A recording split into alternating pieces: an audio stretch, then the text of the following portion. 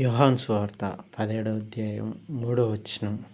అద్వితీయ సత్యదేవుడునైన నీవు పంపిన యేసుక్రీస్తును ఎరుగుటయే నిత్య జీవము అంది. అద్వితీయ అంటే ద్వితీయ అంటే రెండవది, అద్వితీయ అంటే రెండవది లేనటువంటి ఒక్కడే దేవుడైన అని అంటుంది. ఒక్కడే సత్యదేవుడైన సత్యము దేవుడుగా ఉన్నటువంటి వ్యక్తి, సత్యదేవుడవైన నిన్ను అని ఇక్కడ యెహోవా దేవుణ్ణి యేసుక్రీస్తు వారు సంబోధిస్తూ ఉన్నాడు. ఒక్కడే దేవుడైన సత్యదేవుడవైన నీవు పంపిన యేసుక్రీస్తును ఎరుగుటయే నిత్య జీవము. నీవు పంపిన యేసుక్రీస్తును ఎరుగుటయే నిత్య జీవము. ఇక్కడ ముగ్గురు కనిపిస్తూ ఉన్నారు. ఒకరెవరు కనిపిస్తున్నారంటే తండ్రి అయిన దేవుడే సత్యదేవుడుగాను ఒకే ఒక దేవుడుగాను కనిపిస్తూ ఉన్నాడు. నీవు పంపిన యేసుక్రీస్తును తండ్రి అయిన దేవుడే పంపి ఉన్నాడు కనుక నీవు పంపిన యేసుక్రీస్తును. ఇంకొకటి ఏంటంటే యేసుక్రీస్తు వారి గురించి ఆదియందు వాక్యం ఉండెను, వాక్యము దేవుడై ఉండెను అని యోహాను సువార్త 1:1 ఉంటుంది.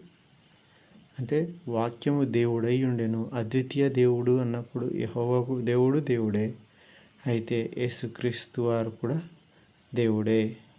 నీవు పంపిన యేసుక్రీస్తును ఎరుగుటయే నిత్య జీవము. యెహోవా దేవుణ్ణి తెలుసుకోవాలంటే యేసుక్రీస్తుని ఎరగాలి. ఆ యేసుక్రీస్తుని ఎరుగుటయే నిత్య జీవము అంటా ఉన్నాడు. యేసుక్రీస్తుని ఎరగకపోతే, తెలుసుకొనకపోతే, ఎరుగుట అంటే తెలుసుకోవడం ఒకటే కాదు, ఆత్మీయమైన సంబంధం కూడా ఉంటుంది.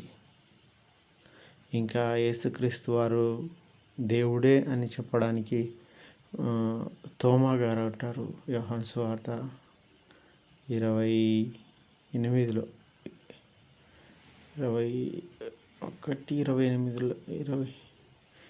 అధ్యాయాల్లో అంటాడనమాట.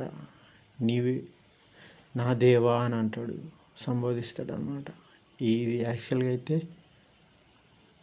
పాత నిబంధనలో అనుసరిస్తే యెహోవా దేవుణ్ణి మాత్రమే దేవా అనాలి, ఆయన్ని మాత్రమే ఆరాధించాలి. కానీ తోమా గారు నా దేవా అని 21:28 అనుకుంటా, 21:28లో యోహాను సువార్త 21:28లో అంటాడనమాట ఆ మాట. కనుక ఇక్కడ మళ్ళీ ఈ వచనాన్ని రాపిస్తున్నది ఎవరంటే పరిశుద్ధాత్మ దేవుడు. యేసుక్రీస్తుని ఎరుగుటయే నిత్య జీవము. యేసుక్రీస్తుని ఎరగకపోతే ఎన్ని చేసినా నిత్య జీవం అయితే పొందలేము. కనుక ఇంకో మాట కూడా ఉంటుంది, నేనే సత్యమును మార్గమును జీవమును. సత్యదేవుడైనా అని ఇక్కడ యెహోవా దేవుని తండ్రి అయిన దేవుని సంబోధిస్తూ ఉన్నాడు. అక్కడైతే మళ్ళీ ఇంకో చోట ఏమవుతుందంటే యేసుక్రీస్తు వారు అంటా ఉన్నాడు అనమాట. పరిశుద్ధాత్మ దేవుడు అంటా ఉన్నాడు, సత్యదేవుడు అయిన నిన్నును అని అన్నాడు. అయితే యేసుక్రీస్తు వారు ఏమనంటే నేనే సత్యమును అన్నాడు. నేనే సత్యమును, జీవమును, మార్గమును అని సెలవిస్తూ ఉన్నాడు. కనుక ఒకటి, మనం యేసుక్రీస్తు జీవితాన్ని పోలి జీవించాలి. యేసుక్రీస్తు మనస్తత్వం ఎరిగి మనం నడుచుకోవాలి.